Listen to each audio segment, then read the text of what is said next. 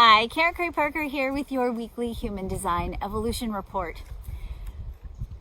I just want to start this week with the cautionary note that I feel like I've been starting every week with lately, and that is buckle up, because we are continuing our journey through the process of transformation that we have been journeying on since January of this year. The unexpected, the sudden twists and turns in the plot line of humanity are the norm. This is what I want to encourage you to really embrace and understand right now as we go through this tremendous year of upheaval and disruption. The things that are being disrupted are elements of old institutions, elements of old systems, collective infrastructure that no longer supports the evolution of our consciousness. These are things that really have to fall apart if we're going to evolve. But that process of falling apart can feel extremely uncomfortable and frightening, because oftentimes as things fall apart, we don't know what we're going to replace them with yet. So it kicks us out into this unknown void. I want to remind you, as we go through this intense cycle, that there are two things that I really want to encourage you to tend to that are going to support you in staying resilient during the cycle of massive change. The first thing is you've got to heal the karma of your own self-worth.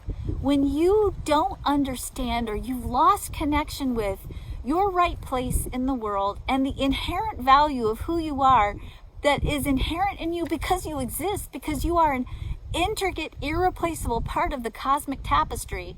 When you forget that, what happens is we have a tendency then to project that outward, to even go into competition with other people as a way of judging our own value externally. Your own value, and one of the things I really want to invite you to work on, is finding a place to establish your own value from within yourself. So that when you go out and you create in the world, you're not creating against others, or you're not creating in competition with others or in comparison with others, but rather you are creating from a place that is deeply rooted in your own understanding of your own inherent value. When you create from that place, when you understand the intricate, irreplaceable value of who you are in the cosmic tapestry, then not only do you get to create in alignment with your value and confer upon yourself by virtue of establishing in a frequency of energy that attracts in alignment with your own sense of value, you get the things you deserve in your life, really. You also begin to see the value of others, because now your reference point for value shifts dramatically, and you begin to be able to understand that every sentient being on this planet is inherently valuable because it exists, that every single living creature on this planet is a divine creation and worthy of honor and value. So heal your karma, heal your self-worth karma. Step one. Step two, remember that value and the energy of value is resourced, restocked, replenished, recharged, resilient when we rest and take care of ourselves. We can't create sustainably in the world, in any area of our lives, if we ourselves are not individually sustainable. So do your part to creating a sustainable, peaceful world by taking care of your own value piece, and making sure you nurture and take care of yourself, rest, restore, restock, replenish, resource yourself so that you have more resources available to share with others. Those two things will help keep you resilient as we go through this massive cycle of transformation. Now, let's talk about this week. The sun is in the gate 35, the gate of experience. The earth, the energy that grounds us, is in the gate of consistency. All of the solar transits, with a couple of exceptions, in this creative quarter that we're in, which I like to call the creative quarter of the template, we are speaking into form the template of our intentions and the template of what we want to be creating next in our human story.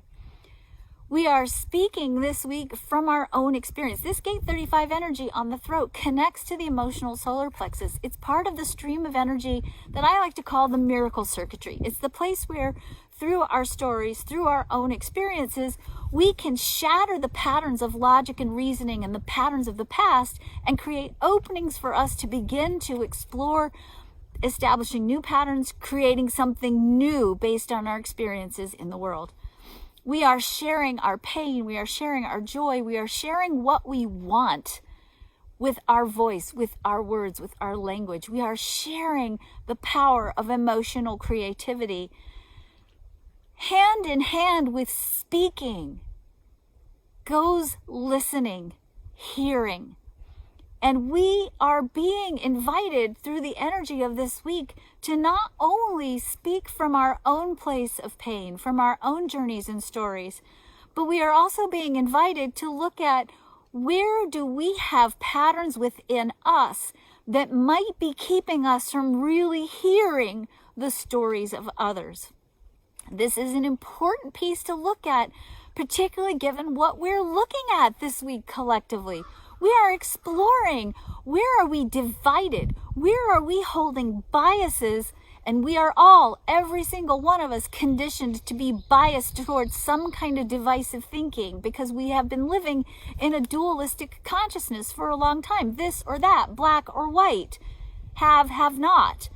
We are being invited through this exploration and through listening not just here, but listening with our hearts, to begin to explore how do we create a new story, new patterns, new ways of conditioning ourselves and our collective so that we are inclusive, so that we are including the possibility of everyone's story in the tapestry of the human journey.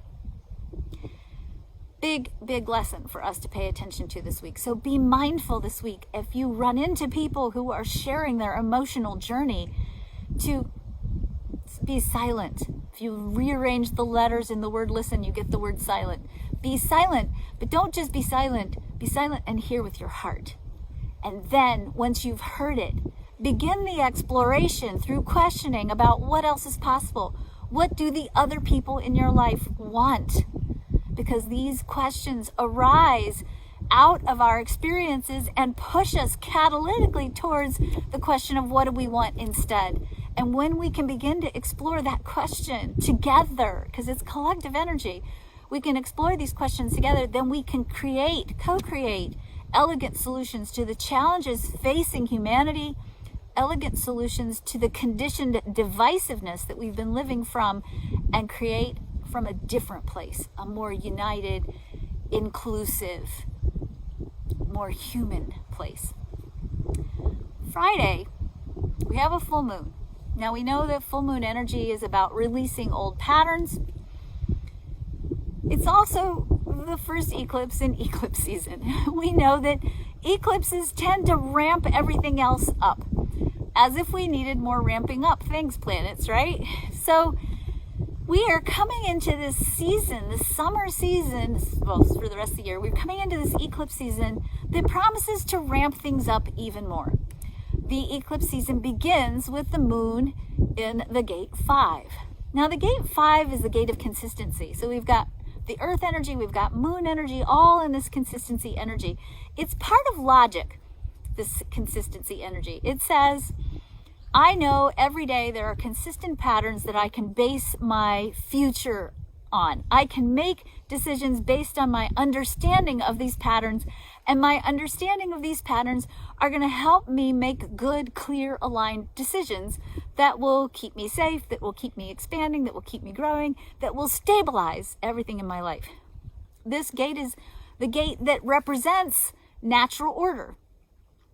What's so fascinating to me about this gate is that it's electromagnetic. The gate that it meets up, which means the gate that it's pushing us towards, is the gate 15, the gate of compassion. So we are exploring through our consistency, through the patterns that we know are true, how we can then, from those patterns, create from a place of greater compassion. This is the potential for a pattern interrupt. And let me explain. The gate, if you think of the gate 5 metaphorically as the daily pattern of life. You know, the sun comes up, the sun sets, we have seasons. We can make predictions around how we plant based on our understanding of the sun, the seasons. But we have built into these consistent patterns experiences, events that are extreme and cataclysmic. We have things like forest fires or hurricanes or tornadoes. These cataclysmic events disrupt the pattern, right? And it's in the disruption of that pattern that we actually have the opening, the possibility for compassion. Think about a natural disaster. You know, when we have a natural disaster in the world, we respond. We have the Red Cross. We have funds where people donate money and they go and help people who have experienced a natural disaster. And hopefully that disaster can restabilize things, can change the pattern. If you look at Hurricane Andrew, for example, in Florida, the events of that, the destruction from that hurricane created new building codes so that people were encouraged to build things that were stronger and more enduring and more sustainable, in theory anyway. We have the opportunity through shattering our past patterns, through looking at the patterns that we have and cultivating and bringing with us the patterns that do work, but also looking at what patterns need to, through perhaps extreme events, need to be broken up and changed. Those extreme events have the promise to actually unify us towards compassionate action, towards a realignment of patterns that can bring us closer to living from the heart, the truth of who we are. So I fully expect, to be quite frank with you, that we're going to be seeing more intense disruption of patterns. That's been par for the course all year. And certainly I would say with this particular cycle coming around, particularly because we also have Venus that's kind of occupying this same energy that's inviting us to explore our values, our values around our experiences, what values have our experiences generated. You know, we are really looking at our personal and our collective relationships and exploring what patterns do we have in these relationships, what patterns do we need to break free from and dismantle, and what things do we need to bring forward with us, what stories and listening do we need to hold space for, what stories do we need to take into account that can bring us the potential to shatter the old patterns and create new patterns, as I said, that are more inclusive, more compassionate in nature. But because of the way this energy works, don't be surprised if you don't see at first a lot of polarity, love versus hate, black versus white, expansion versus contraction, conservatism versus liberalism.